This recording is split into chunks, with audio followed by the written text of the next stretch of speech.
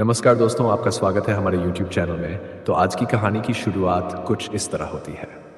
एक छोटे से गांव में दो दोस्त रहते थे, रोहन और मोहन। दोनों बहुत अच्छे मित्र थे और हमेशा साथ रहते थे।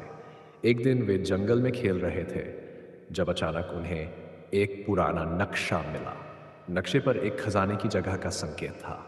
रोहन ने उत्साहित होकर कहा, चलो इस खजाने को ढूंढते हैं। मोहन ने भी हामी भर दी और दोनों दोस्त खजाने की खोज में निकल पड़े।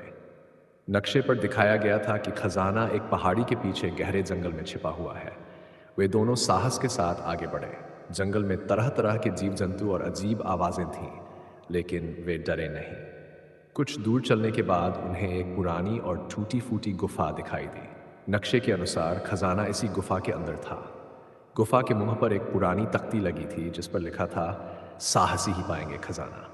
दोनों दोस्तों ने एक दूसरे की ओर देखा और मुस्कुराते हुए गुफा के अंदर चले गए। गुफा के अंदर बहुत अंधेरा था, लेकिन उनके पास एक टॉर्च थी। कुछ ही देर बाद उन्हें जमीन में एक बड़ा सा बक्सा दिखाई दिया। बक्सा लोहे का बना हुआ था और उस पर एक ताला लगा हुआ था। बक्से के पास ही एक पुरानी चाबी पड़ी थी। रोहन ने चाबी उठाई और ताले में डालकर घुमा दिया।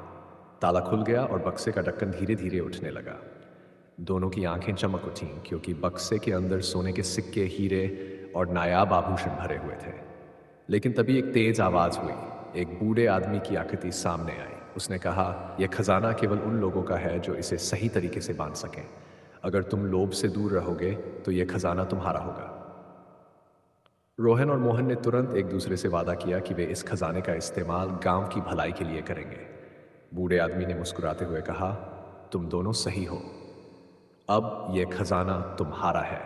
दोनों दोस्त खजाने को लेकर गांव लौट आए और उसे गांव के लोगों के बीच बांट दिया।